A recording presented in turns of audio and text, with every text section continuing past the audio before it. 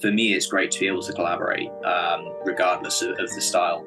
But then when it comes to jazz in particular, it's an art form that's generally been focused around bands and groups rather than soloists. Obviously, Oh, yeah. you get piano solo jazz gigs, and I do solo gigs on the harp. But my absolute passion and my favorite thing is when I'm on stage with some of my mates and playing some music that we've worked on together and kind of bouncing different ideas around, and that's sort of what it's all about for me. So that's always my preference.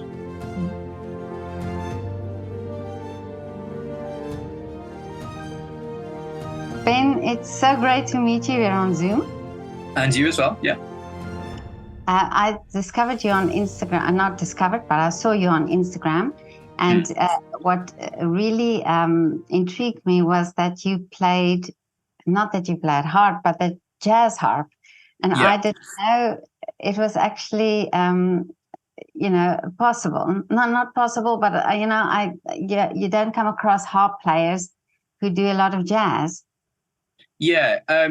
So there are, you'd be surprised, there's a few of us that do this. Really? And obviously you go back quite a while to sort of Dorothy Ashby and Alice Coltrane and stuff like that. And you get even Harpo Marx sort of more alternative style of playing from quite a while back. But now there's sort of generation of harpists kind of having a go at doing something a bit different, which is great, and I'm really happy to be part of that sort of niche but growing community.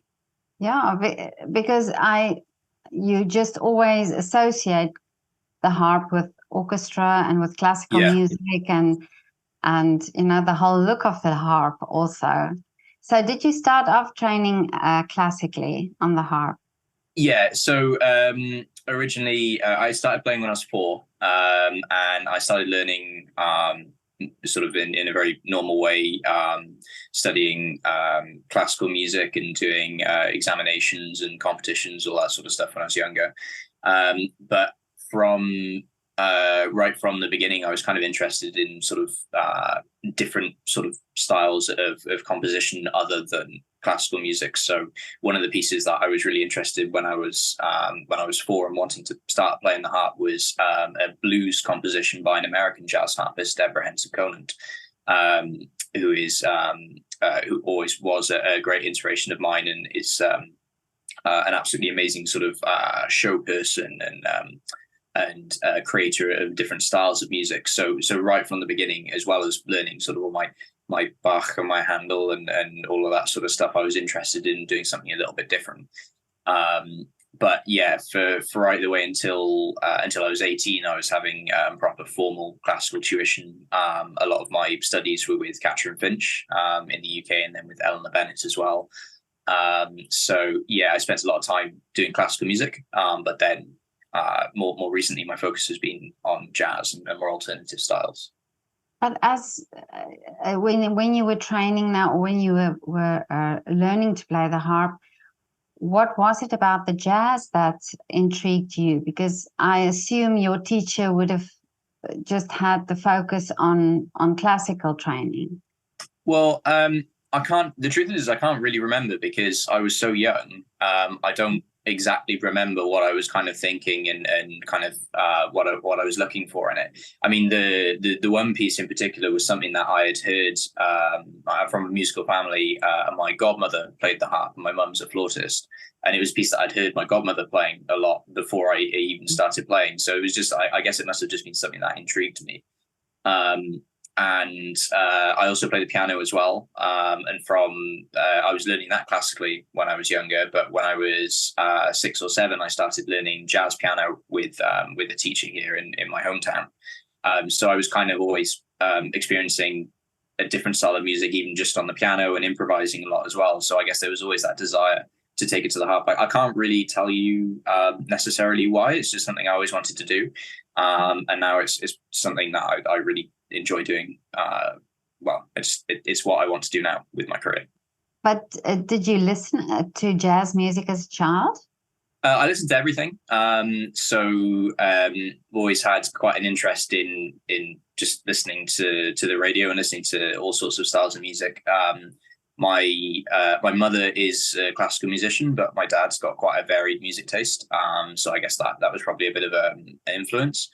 And yeah, I've always just kind of been into listening to whatever kind of takes my fancy a little bit. So I guess maybe that's where some of the interest as well came from. But I wasn't just listening to classical music. So I guess maybe that's a bit of a reason. So you come from a musical family in the sense that your mum is also a musician. What does your mum do? So she's a classical flautist. So yeah, she performs freelancer in orchestras and teaches a lot. And like I say, she had this flute and harp duo with my godmother when I was younger. So they were very busy, and I was around the harp and the flute quite a lot. And obviously, I decided to choose the most difficult instrument out of the two in terms of transportation and just ease of actually owning it. It'd be a lot easier if I played the flute, but yeah, decided on the harp. And then you could just carry it with you.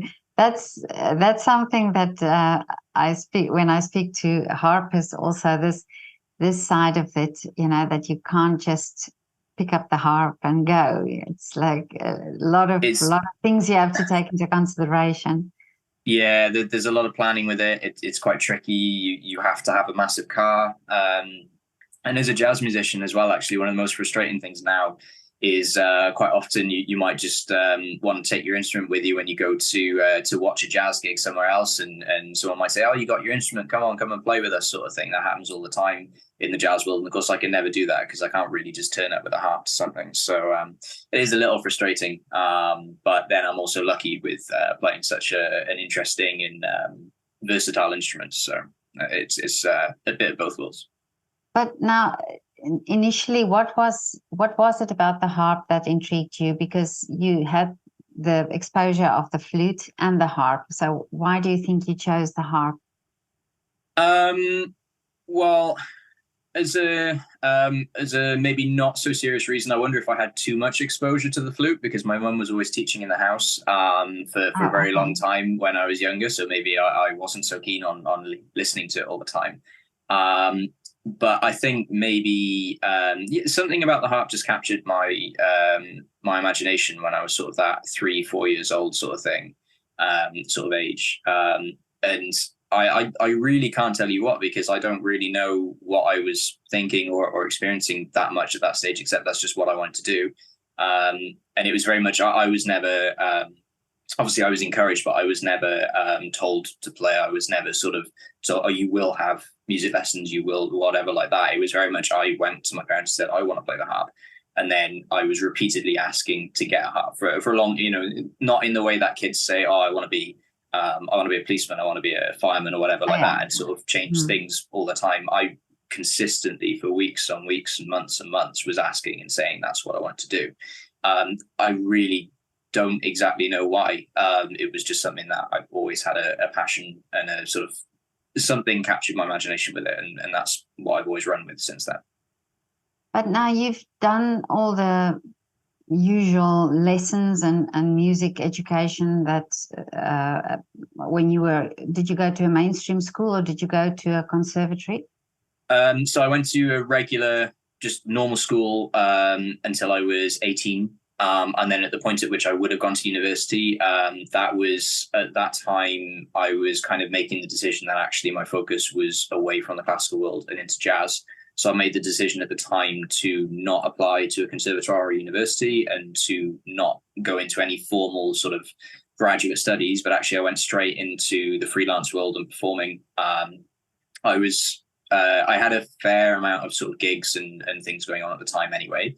So initially it was a thing of, well, I'll see what happens for maybe a year, 2 years, and then kind of, can always come back to education. But actually it went really well. And I will say I still do a lot of classical playing. I have a number of orchestras that I play in as a member of the orchestra. I still do sort of some classical concerts and things. I still teach, and I teach both classical and jazz, piano and harp.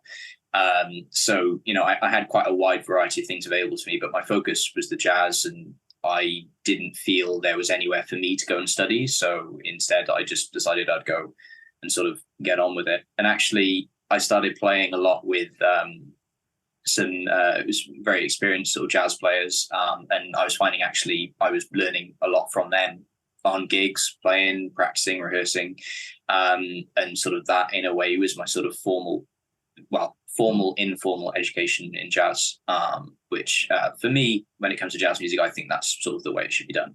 Wow. So yeah, I don't have any sort of formal qualifications, to be honest at all. I spoke to a musicologist just the other day, and we were talking about this exact thing, where he said that sometimes we are just too focused on the papers, and that musicians and artists should be able to get their education up to a point, but then go out there and just do the music, and do the thing and experience and learn through that, and that you shouldn't wait for this perfection that everybody strives for, but that you have to go out there and share the music. So this is basically what you did then. Yeah, I think so. I mean, I will say if I had have been pursuing classical music as my main thing, I probably would have gone to a conservatoire or university or something. I think that would have been sort of something I would have felt maybe was a bit more necessary to kind of get that next level of depth and knowledge and stuff that maybe you can only get in a really academic environment.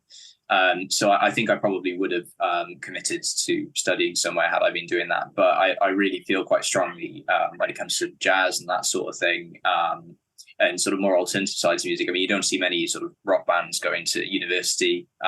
Charlie Parker didn't have any qualifications. Not that I'm comparing myself, but I don't feel it's anywhere near as necessary. For some people, maybe it's the right choice. But for me, it was right to kind of just throw myself out there and kind of make myself learn on the job almost, I guess.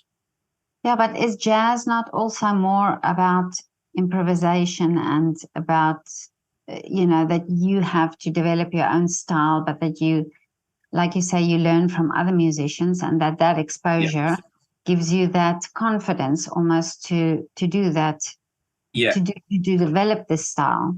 Absolutely, yeah, I agree. I mean, obviously, I've been studying with this jazz pianist Julian Martin since I was 6. So there is a strong theory based jazz for the improvisation, which is fairly necessary for doing a fair amount of stuff. But I've been studying that for a while. So actually, yeah, going to university, I think I probably would have just had my head in a book for maybe not so much gain at the time. And what I really needed was to be going out there and mixing with people and kind of being able to work with other people, bounce ideas off them, and sort of learn about the on-the-job things, which you don't actually learn about in university as well.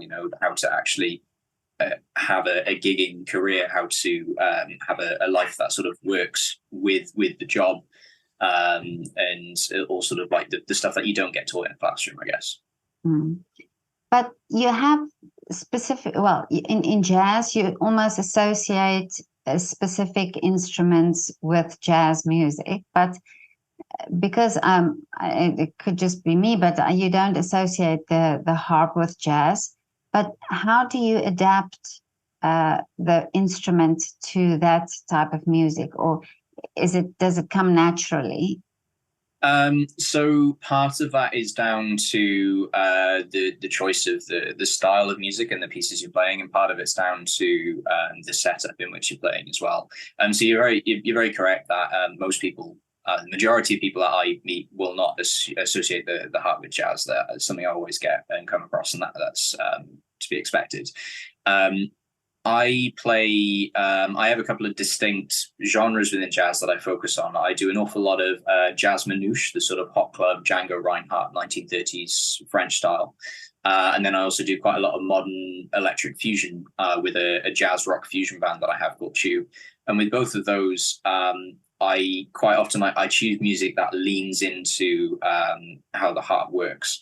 So I'm not going to go into too much detail, but the harp has some limits chromatically because of the pedaling system and how it works. So there's some things that are hideously difficult to play on the harp that would be very, very simple on the piano or the guitar or something. So some styles of jazz, for example, bebop, some of Charlie Parker's stuff, to play that as a soloist on the harp is incredibly difficult, to the point at which it's probably not going to sound so great. But if I play that style of music in a quintet where I've got a bass player who's going to do the bass, I've got maybe a pianist doing some comping, a drummer, and then maybe a saxophonist or something, suddenly the harp will work in that setting because I'm not having to do everything. So for myself, I'm very careful in the repertoire that I choose, to make sure that it's something that I can do well, but also that the harp can actually add something to the music that's being played, and not just, oh, he's managing to play this sort of jazz standard on the harp. I don't want to just manage, I want to actually like add something, because otherwise there's not much point in doing it. So yeah, I'm very careful what I select. With my more modern fusion band with Chew, a lot of that's my own compositions, and obviously I'm a harpist, so I'm writing that from a harpist's point of view. So yeah, it kind of depends a little bit, but you do have to be careful, because the harp has got some unique qualities to it as an instrument that can make the jazz quite difficult, but it can fit in everywhere. You just have to think about how you're going to do it. So you don't just use the harp for the sake of playing the harp. So you really choose what you are doing. But do you challenge yourself also with pieces where you think like, okay, this might not work, but let's give it a go? Always, yeah. And not only do I challenge myself, I tend to get challenged by musicians that I work with. Really? So my hot club band, the Transatlantic Hot Club, I run with a good friend of mine, Adrian Chevalier. He's a French violinist based in New York. And we've known each other for 10 years now, and we tour all over the place. And we have a lot of fun. And the thing that over the years, we'll come up, we'll have a new tour, we'll meet up, be planning the repertoire, and he'll be like, oh, we need to try this tune, we need to try that tune. It'll be something I haven't done before. And maybe it's something a couple of years ago I'll have said to him, no, I'm not too sure that's going to work on the harp. And then this time he'll be like, oh, no, we need to give it a go. So we're always adding sort of new tunes that way, and sometimes it's something that's a bit more difficult with the harmony, something that's a bit more sort of tricky with how the rhythms are going to work, different combinations of instruments, all sort of stuff like that. So yeah, absolutely, because otherwise you're just going to end up playing the same pieces all the time. So I try to add new repertoire myself, and then yeah, you always come across people who are going to want to give you new tunes and things. So it's very important, because otherwise you're not going to develop. But you talk about all these bands that you are involved in. Is it important for you to play with a band? Do you enjoy that? Yeah, it's essential. I mean, a common issue for harpists, and across all genres of music, is it can actually be a bit solitary, because it's one of those instruments where most music written for the harp is kind of like solo music. You don't, obviously instruments like the violin and the flute are nearly always accompanied, and outside of an orchestral situation, there are often not that many opportunities to play with other people, especially when you're younger, because you don't have like string quartets, wind quintets, all those sort of traditional options for other musicians aren't there. So for me, it's great to be able to collaborate, regardless of the style. But then when it comes to jazz in particular, it's an art form that's generally been focused around bands and groups rather than soloists. Obviously, you get piano solo jazz gigs, and I do solo gigs on the harp.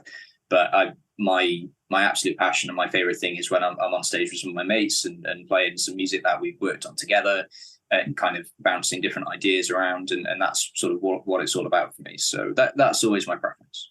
And I assume when you compose, because you said you compose also yourself, do you then also involve other musicians so that you can fill in the spaces that the harp can't do?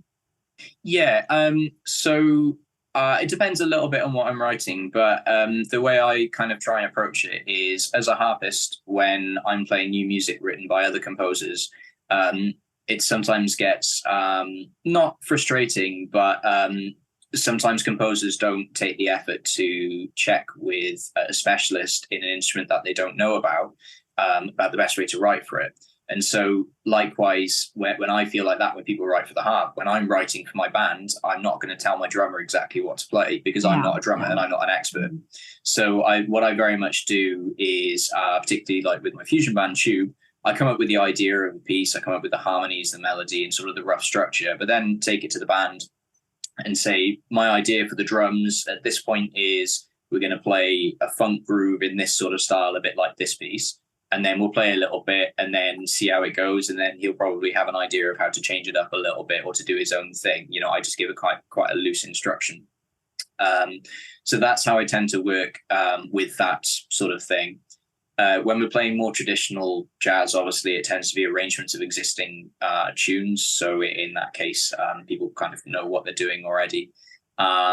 And then some compositions are a bit more specific. I recently wrote a concerto for jazz harp and symphony orchestra, which I premiered earlier this year. I've got a few more performances coming up, and obviously that was fully scored out, 25 minutes long, 5 movements, written for a full orchestra. So in that case, that's all prescribed, and I wrote that all myself and was very particular about everything in there. But I approached that from a different way of writing. So yeah, it's in a band. It's very much a collaborative approach, and I think it has to be to get the best results. But amazing that you did this composition, or that you do these compositions. Do you have training in composing? No, but I have training in improvisation. All composing is improvisation that's written down. So I have sort of the theory, the scale theory, and the chord theory that was taught to me by my jazz piano teacher over all those years, and that's what I utilize when I'm writing in that way. I do have a few people that I can go to and ask for opinions and stuff. I've got a friend who's a PhD in composition at Cardiff University, and he's very helpful to kind of give an eye over things and stuff like that. So I have people I go to ask opinions and things, but no formal training in composition. The improvisation, it's very tricky, and I've spoken also to classical musicians who find it tricky to do that. That's not everybody. It looks very easy, but I heard from people that it's not so easy to do. So you have a great talent for that then. Oh, thank you. I mean, for me, it's something I've been doing from a very young age. I sympathize a lot with particularly classical musicians who have that approach to improvising. My mum, she swears that she cannot improvise. She'd be terrified to throw the dots away, all that sort of stuff. But she's never really done it, and she's been playing music for 30, 35 years or longer. But I teach a lot of workshops in improvisation for harpists, and I do them as an introduction to improvisation. So it can be for any level, any age. I get kids, I get adult learners, and I get professional musicians all in the same class. And they'll never have done any jazz before. And by the end of sort of a 2-hour class, I have them improvising a little bit. And the number one thing that stops them from doing it is not that they can't do it or that they have a lack of knowledge. It's just the confidence is the thing with improvising. Because I think a lot of people, they spend years, decades training in music, but there's always something in front of them on the page, and they're being told kind of what to do. And that idea of throwing it away, I think, can be maybe a little bit sort of scary and intimidating. And the theory with jazz can sometimes also be like that.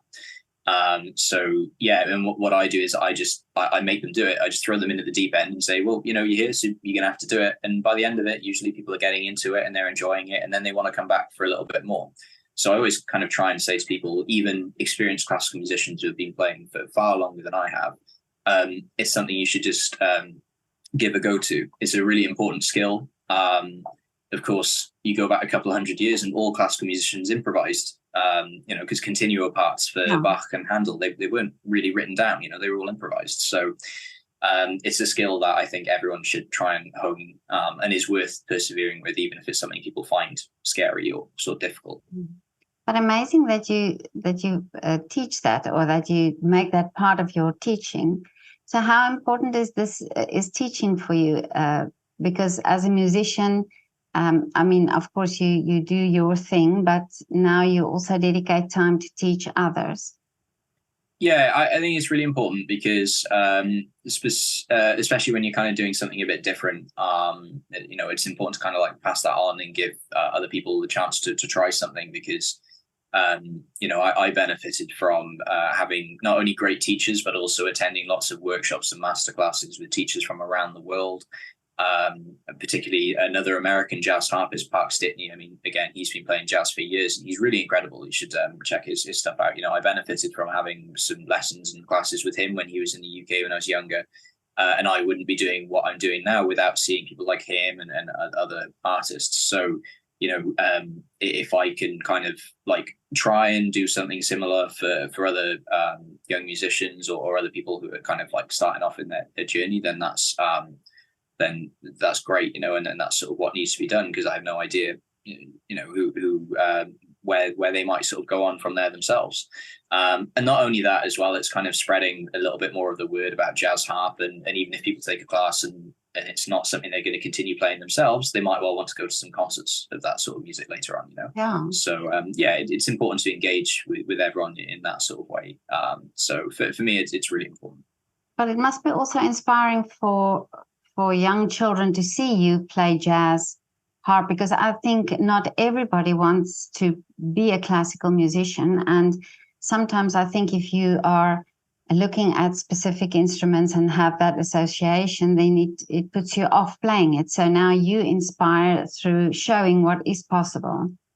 Yeah, exactly. I hope so. Not everyone, not every sort of kid who picks up the instrument will want to play your traditional repertoire. They might want to do something different. So exposure to, and not just to myself, but to the other people in the harp community who are playing sort of more alternative styles of music, it is really important. And it's just good for the whole community, because every kid that picks up a harp because they want to play some pop songs on it rather than classical music is another harpist. So it's good for all of us. Mm-hmm. Yeah, that's true. But now, Ben, tell me, what still are the wishes for you for the future?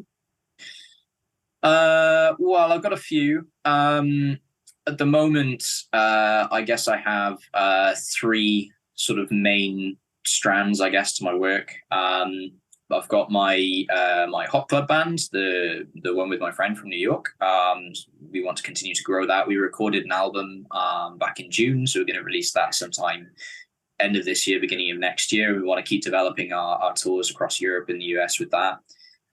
My other band, Tube, we kind of we've just recorded, and last week we released our second EP. Finally, about 3 years too late, thanks to the pandemic. But I want to get that back on the road and touring and gigging properly with that again, because it's been a while. And then finally my concerto as well. That's something, I've got a couple more performances in the diary. I've got a few more I'm trying to negotiate. So those are the 3 main things that I want to grow in sort of the immediate future, and to kind of take those 3 different styles of my music sort of out to the world and to people. And then beyond that, it's just carrying on composing, carrying on sort of developing what I'm doing, and hopefully meeting more fantastic musicians to kind of work with. That's my plan at the moment. You're a busy man. You have to really juggle between all these bands that you're involved with and the composing and life. Yeah, it's a lot, but it's fun. I'm not the kind of person to. I can't just do one thing. I don't get bored, but I get a bit restless just doing sort of the same thing all the time. So I quite like having a week where I've got one gig with one thing, one gig with another, and then something completely different at the end. So that's that. It's good for me, actually.